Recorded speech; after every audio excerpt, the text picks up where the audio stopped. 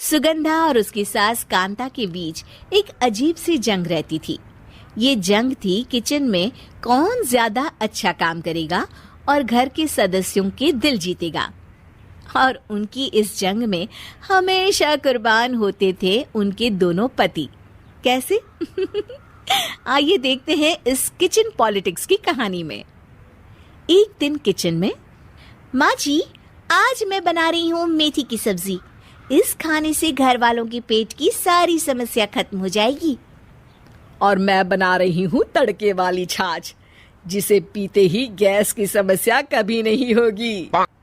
दोनों अपने अपने खाने को लेकर टेबल पर पहुंच जाती हैं। तभी सुगंधा के ससुर उसकी बनाई सब्जी की तारीफ कर देते हैं। अरे वाह, मेथी की सब्जी भी बनी है, बड़ी ही स्वादिष्ट है। वाह बहू वाह। अरे बहू, लेकिन इसमें इतनी सारी मेथी बर्बाद करने की क्या जरूरत थी? देखिए माँ जी, ये तो वो मेथी है जो आप रात में भिगोकर सुबह उसका पानी पीती हैं, और जो मेथी फेंक देती हैं उसी से मैंने ये सब्जी बनाई है। अरे वाह बहू, तुमने तो बड़ा ही समझदारी का काम किया। बस अब क्या था, कांता जी का तो मानो ये सुनकर खून ही सूख गया। वो फैसला कर लेती है कि किसी भी तरह वो अपने खाने की तारीफ लेकर ही रहेगी और सुगंधा को किचन में उसकी कमियां गिनाएगी। कांता फ्रिज खोलकर देख रही होती है और फिर सुगंधा से कहती है, अरे बहू, ये क्या, पूरा फ्रिज गंदा पड़ा है। तभी वहाँ सुगंधा का पति आ जाता है।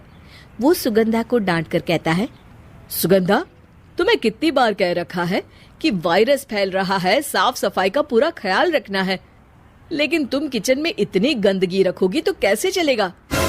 सुगंधा सास की तरफ देखती है जहाँ वो मुस्कुरा रही होती है। सुगंधा समझ जाती है कि सास ने उससे बदला लेने के लिए ये सब किया है। दोनों रात के खाने की तैयारी में लग जाती हैं। दोनों ना एक दूसरे की तरफ देखती हैं और ना ही एक दूसरे से बातें करती हैं। रात को खाने की टेबल पर एक एक कर दोनों कई तरह के अलग अलग व्यंजन टेबल पर लगा देती हैं और अपने अपने पति के पास जाकर खड़ी हो जाती हैं। अरे खाइए जी खाइए, मैंने बड़ी मेहनत से बनाया है। प्लेट में वो खाना डालती हैं। सुगंधा भी दोनों की प्लेट में खाना डालते हुए कहती है, बड़ी ही मेहनत लगी है इस खाने को बनाने में। हाँ, दोनों को ना चाहते हुए भी सारा खाना खाना पड़ता है। कहीं दही तो कहीं मलाई तो कहीं मसाला। और इन सब के बाद दोनों बड़ी ही मुश्किल से अपने कमरे में सोने जाते हैं। लेकिन अगली सुबह सुगंधा का पति चिल्ला रहा होता है, हाय रे हाय, मेरा तो पेट खराब हो गया। हाय माँ, बहुत दर्द हो रहा है। तो वहीं कांता के कमरे से भी कुछ ऐसी ही आवाज आने लगती है। हे भगवान, इस सास बहू की लड़ाई हमारी जान लेकर रहेगी। जाओ कोई डॉक्टर को बुला कर लाओ। डॉक्टर आते हैं। दोनों को देखकर कांता और सुगंधा से कहते हैं, देखिए, आप दोनों इन्हें खाने में हल्का ही दीजिएगा। हो सके तो रात का खाना जल्दी खाया करे और वॉक किया करे। इतना कहकर डॉक्टर वहां से चले जाते हैं। जिसके बाद एक बार फिर से दोनों बहुएं किचन में जाती हैं और खाना बनाने में लग जाती हैं। रात में खाने के टेबल पर दोनों एक बार फिर से खाना लगाने लगती है। पापा जी, मैंने ये पतली मूंग की दाल की खिचड़ी के साथ ये पापड़ और पुदीने की चटनी भी बनाई है। अरे बहू, अभी अभी बेचारे पेट की बीमारी से गुजरे हैं। इतना भारी खाना तो डॉक्टर ने भी मना किया है ना। देखिए, मैंने आप दोनों के लिए सूप बनाया है। और दोनों उन लोगों की प्लेट में खाना डालने लगती हैं। तभी दोनों एक साथ बोल पड़ते हैं, बस करो, हमें माफ करो। हमें नहीं खाना इस घर में, ना खिचड़ी और ना ही सूप। हम इंसान हैं, एक वक्त में एक ही खाना खा सकते हैं।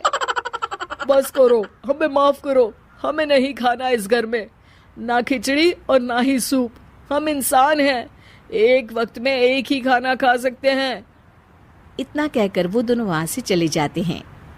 कहानी का अंत। आप लोग उम्मीद कर रहे होंगे कि अंत में सब ठीक हो जाएगा। नहीं जनाब, अगर सास बहू के बीच सब ठीक हो जाए तो आप ये सीरीज देखे ही क्यों?